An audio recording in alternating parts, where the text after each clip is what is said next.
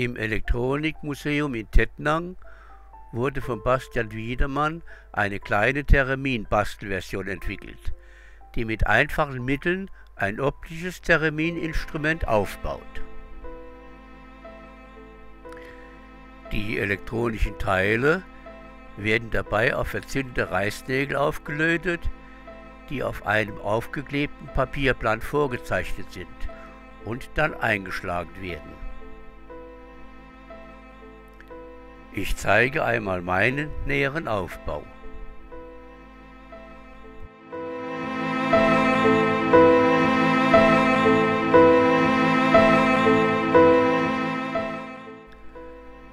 Fangen wir an mit einem zugeschnittenen Sperrholzbrettchen. Und da stellt sich später heraus, dass das Brettchen viel zu dünn ist. Dann wird eine Vorlage ausgeschnitten und auf das Brettchen geklebt.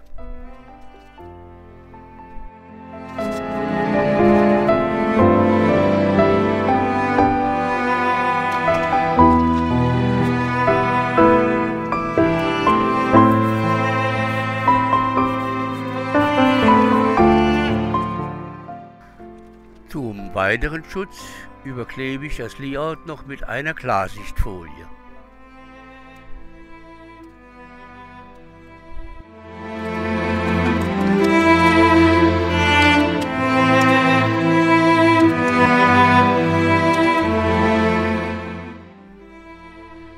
Die Reißnägel werden nun verzinnt.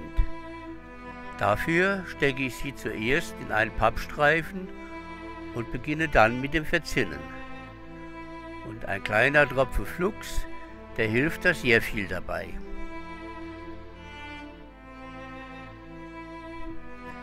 Wenn die Reißnägel abgekühlt sind, werden sie mit einem kleinen Hammer ins Brettchen geschlagen.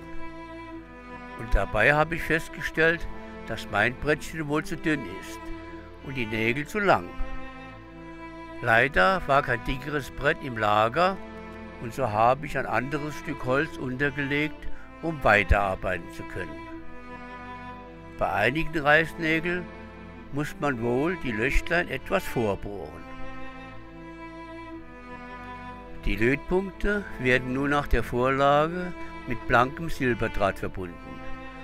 Nur die auf dem Plan blau gezeichnete Verbindung muss aus isoliertem Draht sein, um Kurzschlüsse zu vermeiden.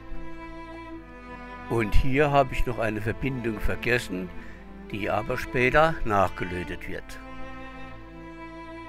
Ich löte nun die normalen Widerstände und den 47 Nanofarad Kondensator ein.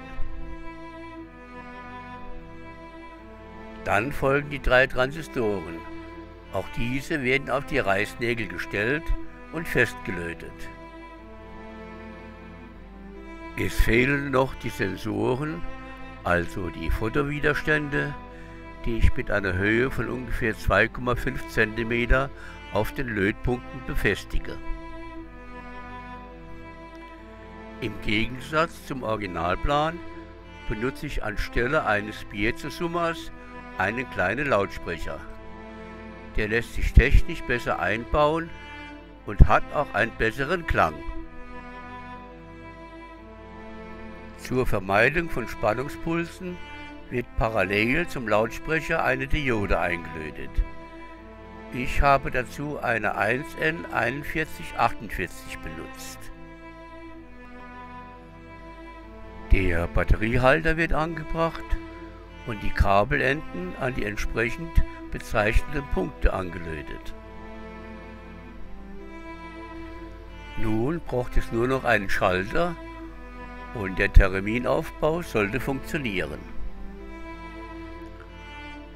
Und das kann ich ausprobieren, indem ich leere Papierrollen aufsetze, die aber nach einem erfolgreichen Test durch 3D gedruckte Rohre ersetzt werden.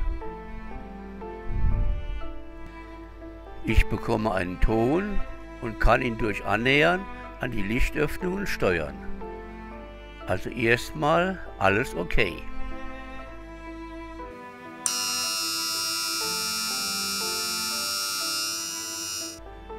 Ich möchte nun den Basteltermin nicht so stehen lassen, sondern doch eine kleine Weile mit ihm herumspielen.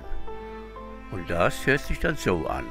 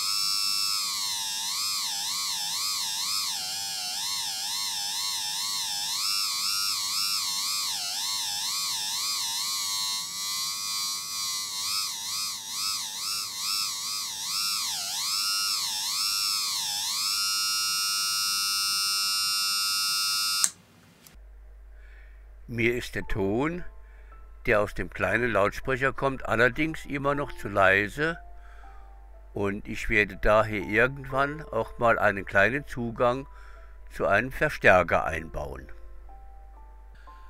Aber bis dahin peppe ich meinen Basteltermin noch etwas auf. Zuerst werde ich das zweite Brett ablösen und die Enden der Reißnägel abzwicken. Dann werde ich darauf einen Filzboden kleben und schon sieht man die Rädchen etwas besser aus. Anstelle der Pappröhren werde ich dann 3D gedruckte PLA-Rohre ankleben, die ich vorher am Rand etwas anpassen muss. Festgeklebt werden diese dann mit einem Superkleber.